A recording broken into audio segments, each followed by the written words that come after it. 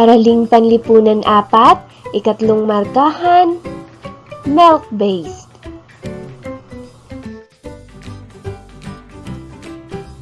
Ano ang target ko? Sa pagtatapos ng module na ito, nasusuri mo ang balangkas at istruktura ng pamahalaan batay sa namumuno sa bansa. Ano ako magaling? Panuto, piliin at isulat ang letra ng tamang sagot sa sagutang papel. Unang katanungan, ito ang namumuno sa bawat kagawaran sa pagpapatupad ng mga pambansang programa. A. Speaker, B. Kalihim, C. Pangulo, D. Pangulo ng Senado.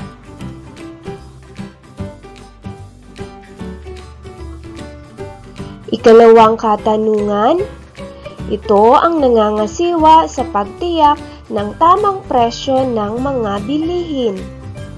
A.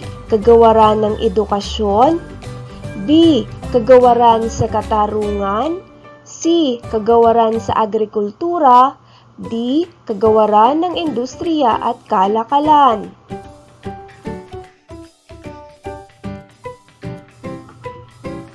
Ikatlong katanungan, ito ang nagpapatupad ng mga programa sa edukasyon sa bansa, maging publiko man o pribadong paaralan ay ang patlang. A. Kagawaran ng agrikultura, B.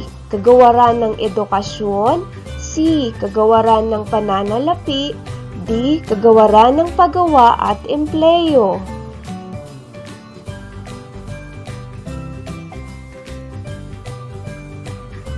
Kaapat na katanungan, ito ay ang kagawarang may kinalaman sa pananalapi ng bansa.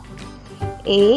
Kagawaran ng agrikultura, B. Kagawaran ng edukasyon, C. Kagawaran ng katarungan, D. Kagawaran ng pananalapi.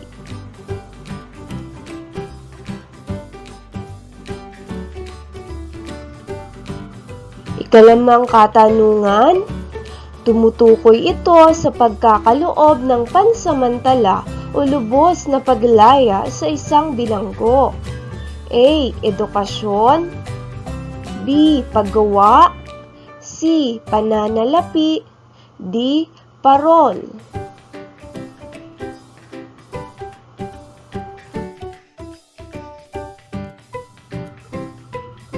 Ika-6 na katanungan, ito ang tungkulin ng kagawaran ng ugnayang panlabas. A. Nagpapatupad ng mga batas sa paggawa. B. Nagpapatupad ng programa sa edukasyon sa bansa. C. Nangangasiwa sa kapakanan ng mga Pilipino sa ibang bansa. D. Nangangasiwa sa mga usaping may kinalaman sa pananalapi ng bansa.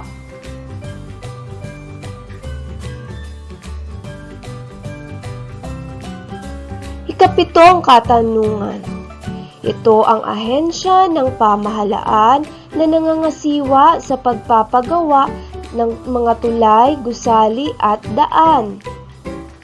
A. Kagawaran ng enerhiya, B. Kagawaran ng paggawaing pambayan at lansangan, C. Kagawaran ng industriya at kalakalan, D. Kagawaran ng agrikultura.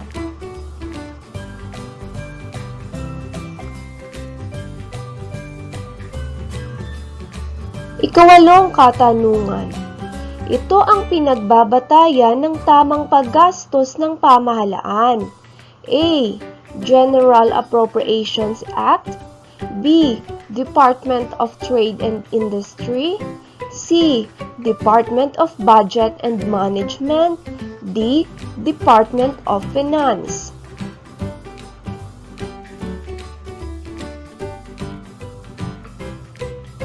Ika-9 na katanungan, ang nangangasiwa sa pagkakaloob ng prangkisa sa mga kumpanya ng Globe Telecommunications at Smart Telecommunications ay ang patlang? A. Kagawaran ng interior at lokal na pamahalaan. B. Kagawaran ng transportasyon at komunikasyon. C. Kagawaran ng budget at pamamahala. D. Kagawaran ng turismo.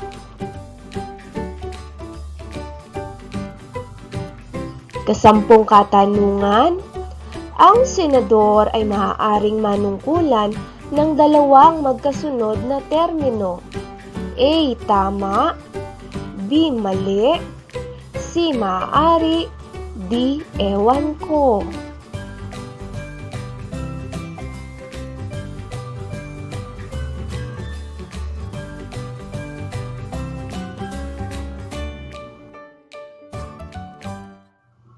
Magpatuloy na tayo mga bata. Aralin 3.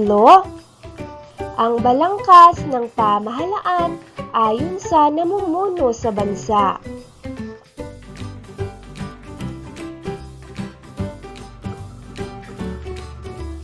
Ang bawat bansa ay pinamumunuan ng isang leader na siyang nagbibigay ng direksyong politikal. May kontrol sa mga gawain ng kanyang mga miyembro, maging ng mga mamamayan, komunidad at buong estado.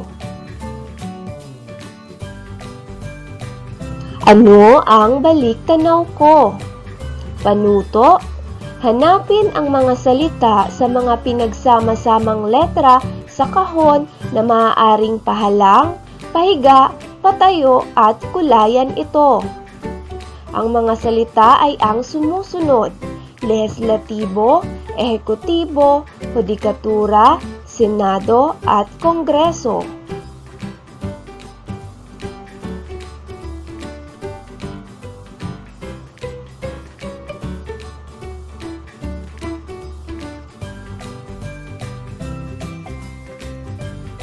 Ano ang gagawin ko? Kilalanin ang mga nasa larawan sa ibaba. Ilarawan ang katungkulan at tungkuling ginagampanan nila sa ating pamahalaan.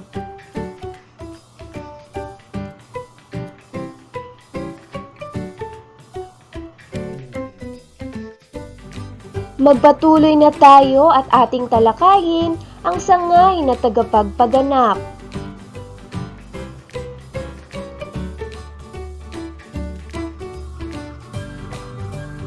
Ito ay pinamumunuan ng Pangulo, kasama ang Pangalawang Pangulo at Gabinete. Ang Pangulo, siya ang pinuno ng Estado, pinuno ng pamahalaan. Siya rin ang punong commander ng sandatahang lakas. Kinakatawan niya ang bansa sa iba pang mga bansa sa daigdig. Ang Pangalawang Pangulo naman, siya ang maaaring pumalit sa Pangulo kung ito ay mamatay o hindi nakarapat-dapat sa kanyang tungkulin.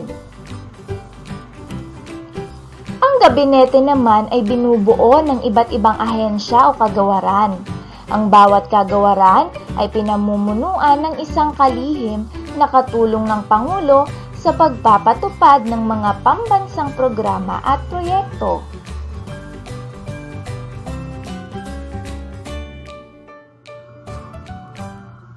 Mga ahensya sa ilalim ng sangay na tagapagpaganap.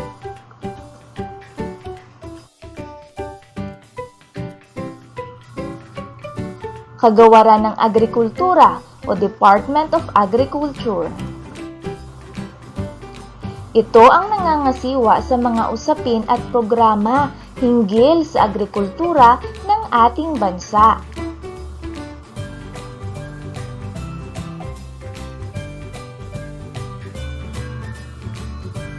Kagawaran ng Edukasyon o Department of Education. Ito ang nangangasiwa at nagpapatupad ng mga programa sa edukasyon sa bansa, maging publiko man o pribadong paaralan.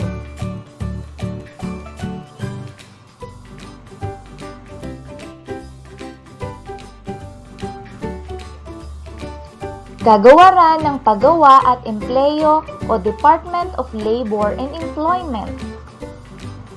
Tungkulin ng kagawarang ito na pangalagaan ang kapakanan ng mga manggagawa sa loob o labas man ng ating bansa, gayon din ang pagpapatupad ng mga batas sa paggawa.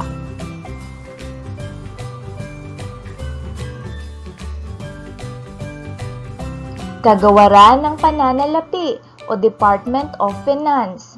Ito ang nangangasiwa sa mga usaping may kinalaman sa pananalapi ng ating bansa.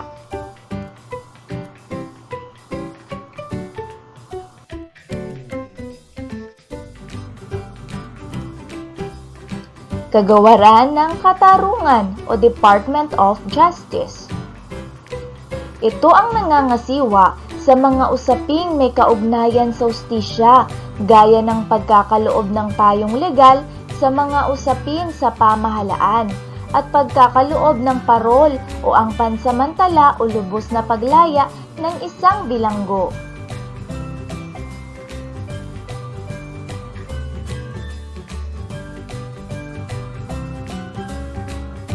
Kagawaran ng Ugnayang Panlabas o Department of Foreign Affairs. Lahat ng mga usapin sa ugnayang panlabas ng bansa maging ang kapakanan ng mga mamamayang Pilipino sa labas ng bansa ay pinangangasiwaan ng kagawarang ito.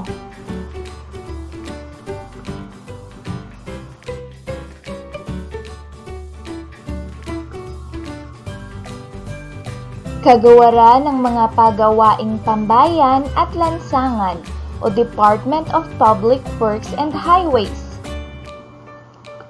Ang pangangasiwa sa mga programang infrastruktura tulad ng mga gusali, daan at tulay ay nasa ilalim ng kagawarang ito.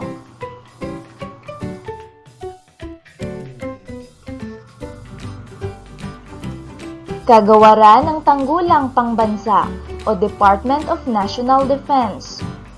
Ito ang naatasang manguna sa pangangasiwa at pangangalaga sa seguridad ng ating bansa.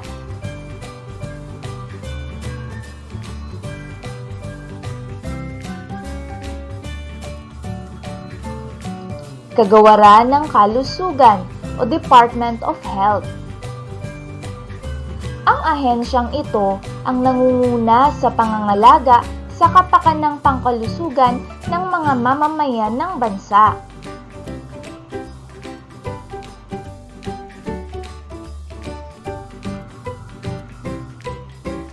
Kagawaran ng Industriya at Kalakalan o Department of Trade and Industry.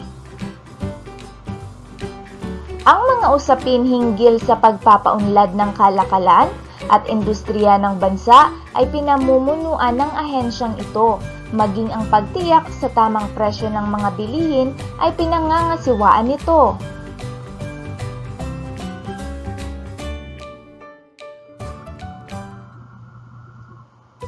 Kagawaran ng Panlipunang Paglilingkod at Pagpapaunlad o Department of Social and Welfare and Development. Ang ahensyang ito ang nangangasiwa at nagkakaloob ng iba't ibang serbisyong panlipunan lalo na sa mga kapuspalad na mamamayan.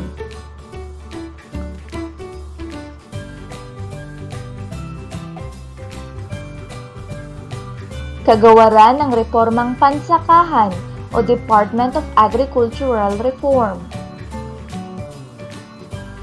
Ipinatutupad ng ahensyang ito ang mga programa ng pamahalaan tungkol sa mga reformang agraryo.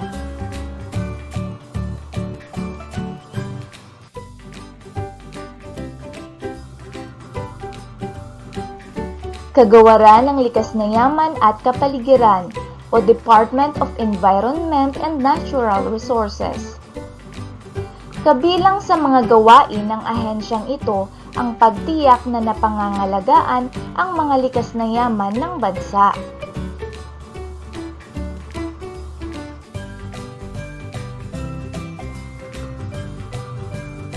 Kagawaran ng Interior at Lokal na Pamahalaan o Department of the Interior and Local Government. Ang ahensyang ito ang namamahala sa mga usaping may kinalaman sa mga lokal na pamahalaan.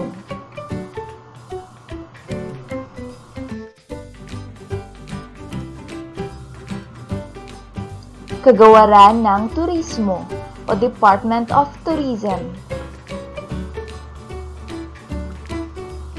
Ito ang ahensyang nangangasiwa sa mga usaping kaugnay ng turismo o pagpapakilala tungkol sa Pilipinas sa loob at labas man ng bansa.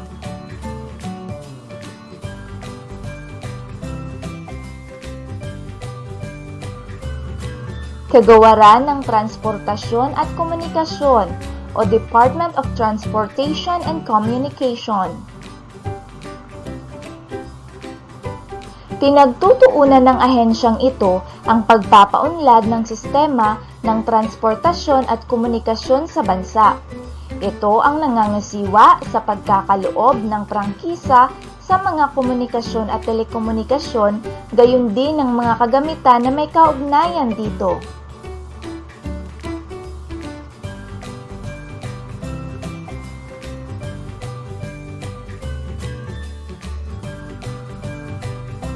Kagawaran ng Enerhiya o Department of Energy. Ito ang kagawaran na nangangasiwa sa tiyak na pagkakaroon ng sapat na tustos ng kuryente sa bansa. Minamatyagan din nito ang presyo ng langis sa pandaigdigang pamilihan.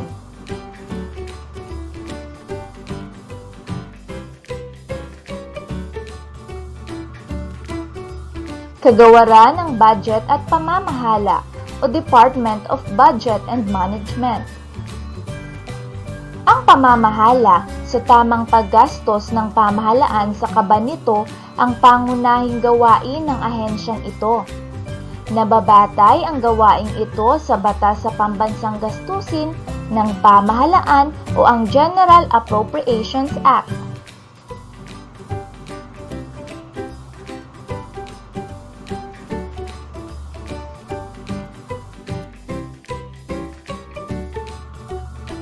Dumako na tayo sa sangay na tagapagbatas.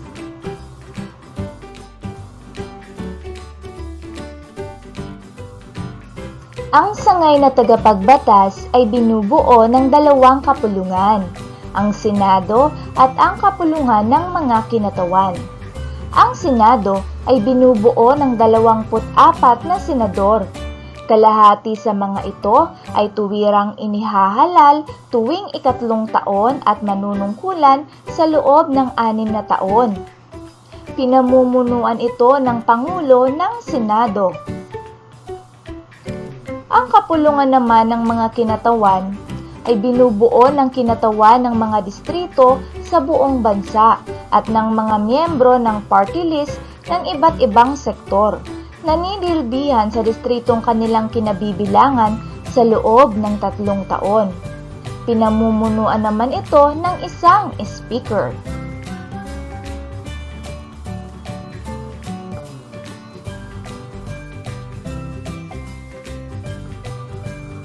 Sangay na tagapaghukom.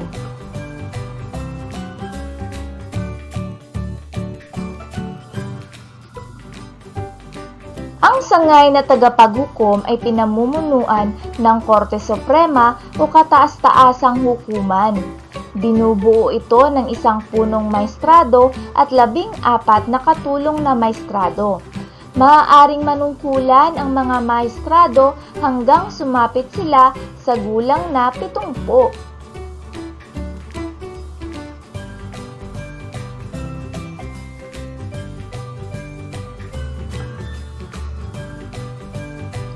Ang Court of Appeals o Sandigang Bayan ay isang espesyal na hukuman para sa mga opisyal ng pamahalaan na may kaso ng korupsyon.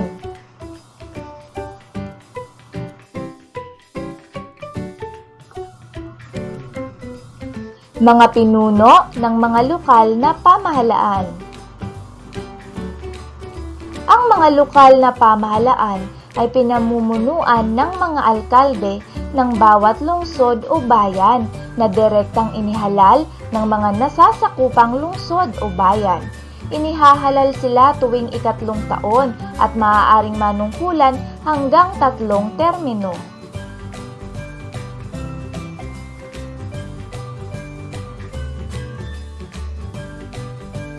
Ano pa ang gagawin ko? Gawain A, panuto. Hanapin sa hanay B ang taong inilalarawan sa hanay A.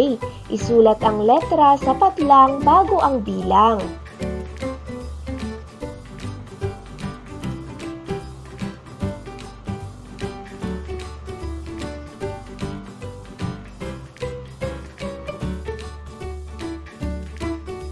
Gawain B, panuto. Isulat ang kahulugan ng mga sumusunod.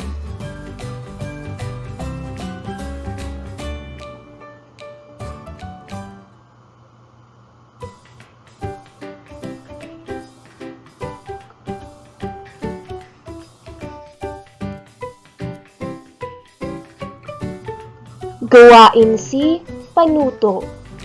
Punan ang patlang ng tamang sagot ayon sa inilalarawan ng bawat pahayag.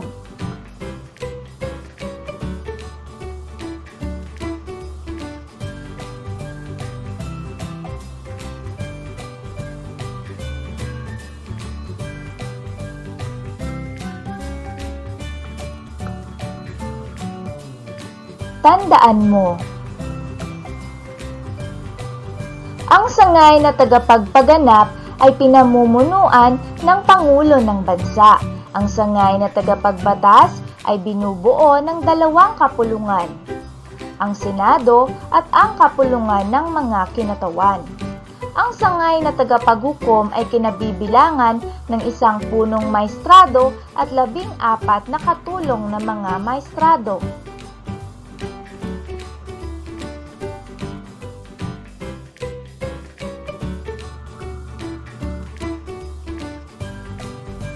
Ang Senado ay pinamumunuan ng Pangulo ng Senado, samantalang ang Speaker naman ang namumuno sa kapulungan ng mga kinatawan. Ang gabinete ay nasa pamamahala ng Pangulo. Ang mga unit naman ng lokal na pamahalaan ay pinamumunuan ng alkalde ng bayan o lungsod.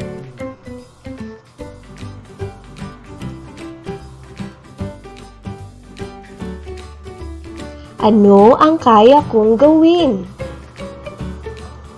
Ngayong alam mo na ang iba't ibang ahensya o kagawaran sa ilalim ng sangay na tagapagpaganap, kung ikaw ang magiging kalihim ng kagawaran ng turismo, paano mo maihihikayat ang mga maraming turista na pumasyal sa ating bansa?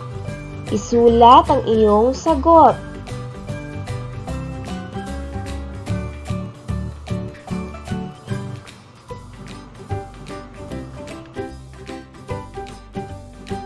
Kumusta na ang target ko? Panuto, basahin mabuti ang bawat item sa ibaba. Isulat ang titik ng tamang sagot sa hiwalay na papel.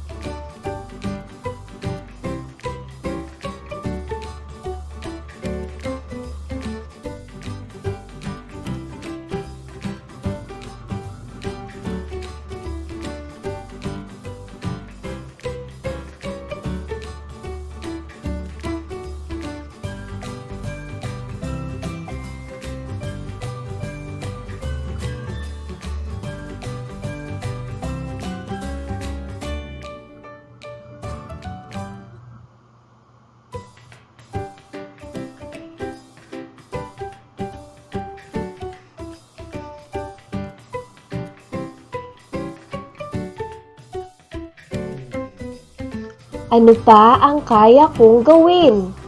Gawain A. Panuto.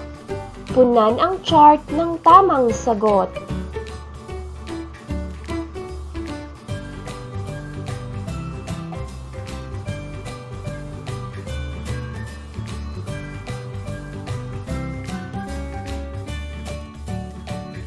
Gawain B.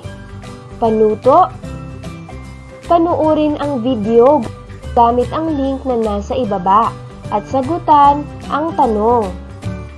Sumulat ng isang talata batay sa napanood na video.